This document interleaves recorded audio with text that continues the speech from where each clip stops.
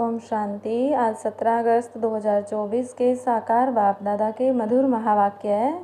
बाबा ने कहा, मीठे बच्चे, विनाशी शरीरों से प्यार न करके अविनाशी बाप से प्यार करो तो रोने से छूट जाएंगे। प्रश्न, अनराइटियस प्यार क्या है और उसका परिणाम क्या होता है? उत्तर, विनाशी शरीरों में मोह रखना अनराइटियस प्यार है। जो विनाशी चीज़ों में मोह रखते हैं वह रोते हैं। देह अभिमान के कारण रोना आता है। सतयुग में सब आत्म अभिमानी हैं, इसलिए रोने की बात ही नहीं रहती। जो रोते हैं वह खोते हैं। अविनाशी बाप की अविनाशी बच्चों को अब शिक्षा मिलती है, देही अभिमानी बनो तो रोने से छूट जाएंगे। ओम शांति। यह तो बच्चे ही जानते हैं कि आत्मा अविनाशी है और बाप भी अविनाशी है, तो प्यार किसको करना चाहिए? अविनाशी आत्मा को। अविनाशी को ही प्यार करना है, विनाशी शरीर को थोड़ा ही प्यार करना चाहिए। सारी दुनिया विनाशी है, हर एक चीज़ विनाशी है। यह शरीर विनाशी है, आत्मा अविनाशी है। आत्मा का प्यार अविनाशी होता है। आत्मा कभी मरती नहीं, उसको कहा जाता है राइटियस। बाप कहते हैं, तुम अनराइटियस बन गए हो। वास्तव में अविनाशी का अविनाशी के साथ प्यार होना चाहिए। तुम्हारा प्यार विनाशी शरीर के साथ हो गया है, इसलिए रोना पड़ता है। अविनाशी के साथ प्यार नहीं, विनाशी के साथ प्यार होने से रोना पड़ता है। अभी तुम अपने को अविनाशी आत्मा समझते हो तो रोने की बात नहीं, क्योंकि आत्म अभिमानी हैं। तो बाप अब तुम बच्चों को आत्म अभिमानी बनाते हैं। देह अभिमानी होने से रोना होता है। विनाशी शरीर पिछाड़ी रोते हैं, समझते भी हैं आत्मा मरती नहीं है। बाप कहते हैं, अपने को आत्मा समझो। तुम अविनाशी बाप के बच्चे अविनाशी आत्मा हो, तुमको रोने की दरकार नहीं। आत्मा एक शरीर छोड़ जाए दूसरा पार्ट बजाती है, ये तो खेल है। तुम शरीर में ममत्व क्यों रखते हो?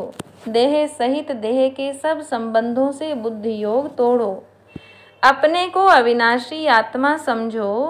आत्मा कभी मरती नहीं। गायन भी है, जो रोया सो खोया। आत्म अभिमानी बनने से ही लायक बन जाएंगे। तो बाप आकर देह अभिमानी से आत्म अभिमानी बनाते हैं। कहते हैं, तुम कैसे भूले हुए हो? जन्म जन्मांतर तुमको रोना पड़ा है। अब फिर से तुमको आत्म अभिमानी बनने की शिक्षा मिलती है, फिर तुम कभी रोएंगे ही नहीं। यह है रोने वाली दुनिया, वह है हंसने की दुनिया। यह है दुख की दुनिया, वह सुख की दुनिया। बाप बहुत अच्छी रीति से शिक्षा देते हैं। अविनाशी बाप की अविनाशी बच्चों को शिक्षा मिलती है। वह देह अभिमानी हैं, तो देह को ही देख शिक्षा देते हैं, तो देह की याद आने से रोते हैं। देखते भी हैं शरीर खत्म हो गया, फिर उनको याद करने से क्या फ़ायदा? मिट्टी को याद किया जाता है क्या? अविनाशी चीज़ ने जाकर दूसरा शरीर लिया। यह तो बच्चे जानते हैं, जो अच्छा कर्म करता है उनको फिर शरीर भी अच्छा मिलता है। कोई को खराब रोगी शरीर मिलता है, वह भी कर्मों अनुसार है। ऐसा नहीं कि अच्छा कर्म किया है तो ऊपर चले जाएंगे। नहीं, ऊपर तो कोई जा नहीं सकते। अच्छे कर्म किए हैं तो अच्छा कहलाएंगे, जन्म अच्छा मिलेगा। फिर भी नीचे तो उतरना ही है। तुम जानते हो कि हम चढ़ते कैसे हैं।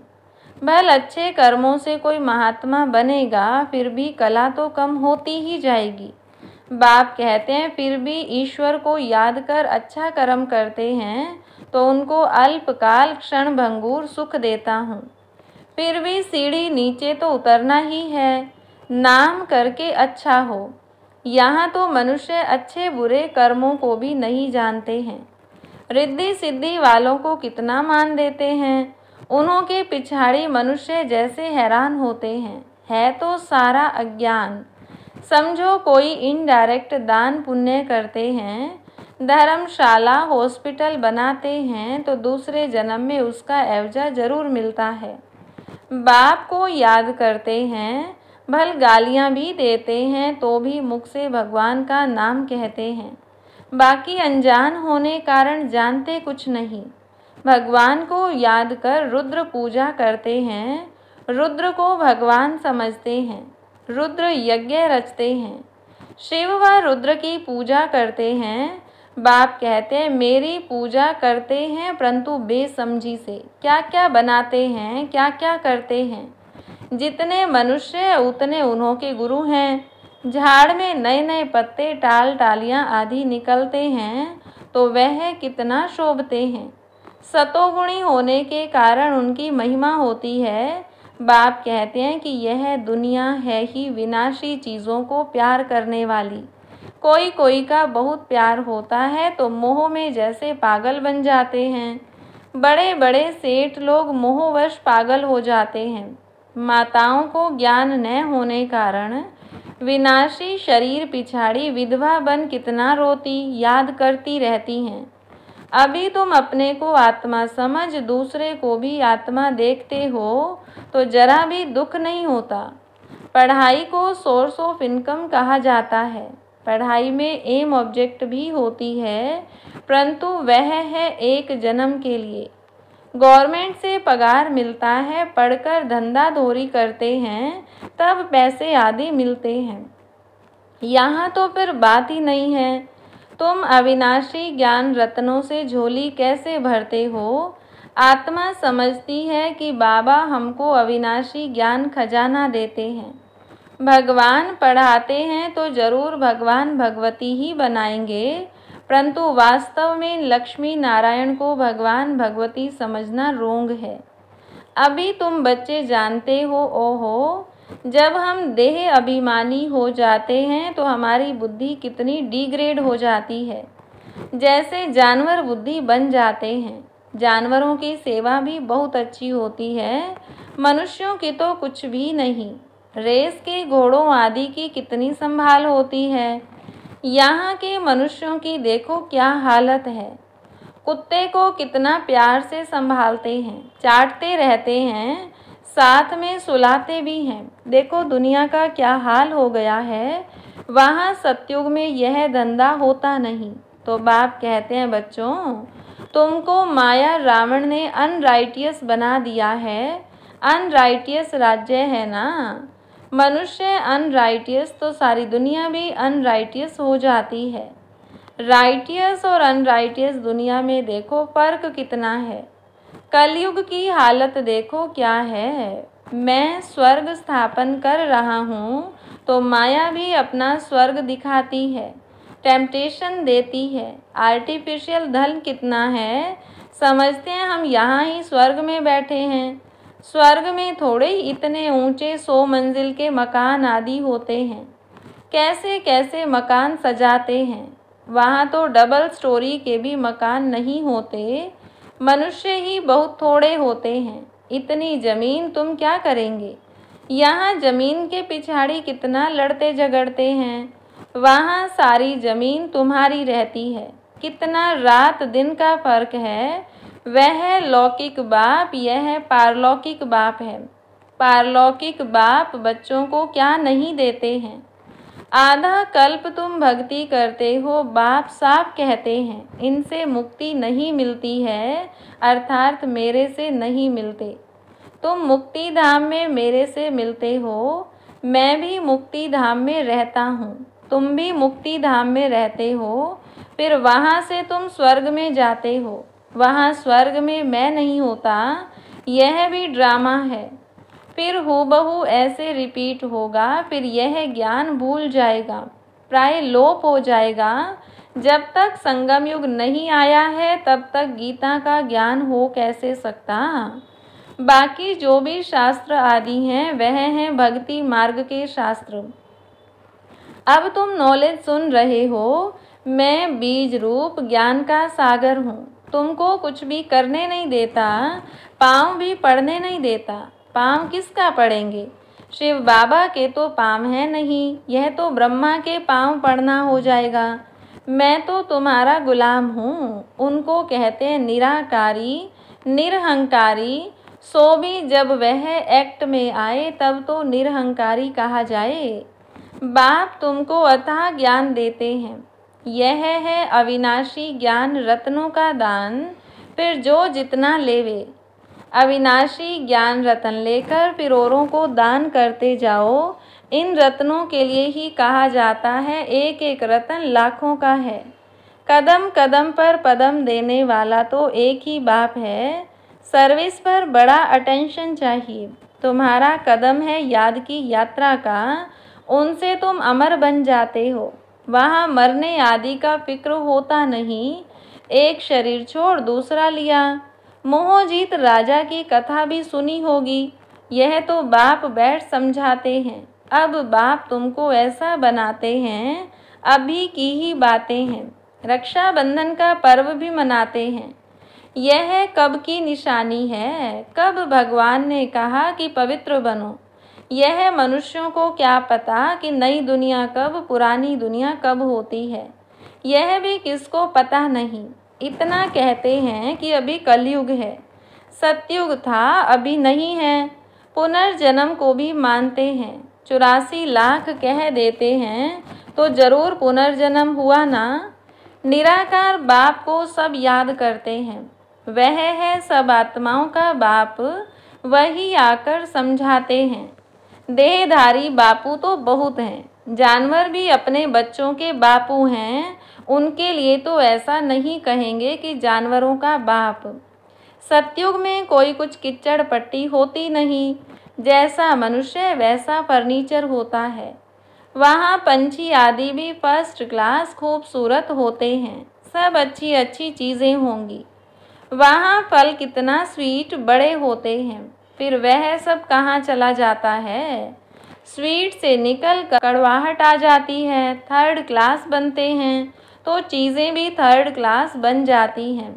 सतयुग है फर्स्ट क्लास तो सब चीज़ें फर्स्ट क्लास मिलती हैं। कलयुग में है थर्ड क्लास, सब चीज़ें सतो रजो तमो से पास होती हैं। यहाँ तो कोई मज़ा नहीं है। आत्मा भी तमो प्रधान तो शरीर भी तमो प्रधान। अभी तुम बच्चों को ज्ञान है, कहाँ वह कहाँ यह, रात दिन का फर्क है। बाप तुमको कितना उच्च बनाते हैं, जितना याद करेंगे हेल्थ वेल्थ दोनों मिल जाएंगे। बाकी क्या चाहिए। दोनों चीज़ों से एक नहीं होगी तो हैप्पीनेस नहीं होगी। समझो हेल्थ है वेल्थ नहीं तो क्या काम की। गाते भी हैं पैसा है तो लड़काना घूम कर आओ। बच्चे समझते हैं भारत सोने की चिड़िया था, अभी सोना कहाँ। सोना चांदी तांबा गया, अभी तो कागज़ ही कागज़ है। कागज़ पानी में बह जाए तो पैसे कहाँ से मिले। सोना तो बहुत भारी होता है, वह वहाँ ही पड़ा रहता है। आग भी सोने को जला न सके। तो यहाँ सब दुख की बातें हैं, वहाँ यह सब बातें होती नहीं। यहाँ इस समय अपार दुख है। बाप आते ही तब हैं जब अपार दुख हैं, कल फिर अपार सुख होगा। बाबा तो कल्प कल्प आकर पढ़ाते हैं, यह कोई नई बात थोड़ी है। खुशी में रहना चाहिए, खुशी ही खुशी, यह अंत की बात है। अतीन्द्रिय सुख गोप गोपियों से पूछो, पिछाड़ी में तुम बहुत अच्छी रीति समझ जाते हो। रियल शांति किसे कहा जाता है, यह बाप ही बतलाते हैं। तुम बाप से शांति का वर्षा लेते हो, उनको सब याद करते हैं। बाप शांति का सागर है। बाप समझाते हैं मेरे पास आ कौन सकते हैं। फलाना फलाना धर्म फलाने फलाने समय पर आते हैं, स्वर्ग में तो आ न सकें। अभी साधु संत ढेर निकल पड़े हैं तो उन्हों की महिमा होती है। पवित्र हैं तो उनकी महिमा जरूर होनी चाहिए। अभी नए उतरे हैं, पुरानों की तो इतनी महिमा हो न सके। वह तो सुख भोग तमो प्रधान में चले गए हैं। कितने ढेर गुरु किस्म किस्म के निकलते जाते हैं। इस बेहद के झाड़ को कोई जानते नहीं है। बाप समझाते हैं कि भक्ति की सामग्री इतनी है जितना झाड़ फैला होता है। ज्ञान बीज कितना थोड़ा है, भक्ति को आधा कल्प लगता है। यह ज्ञान तो सिर्फ इस एक अंतिम जन्म के लिए है। ज्ञान को प्राप्त कर तुम आधा कल्प के लिए मालिक बन जाते हो। भक्ति बंद हो जाती है, दिन हो जाता है, अभी तुम सदा काल के लिए हर्षित बनते हो। इसको कहा जाता है ईश्वर की अविनाशी लॉटरी।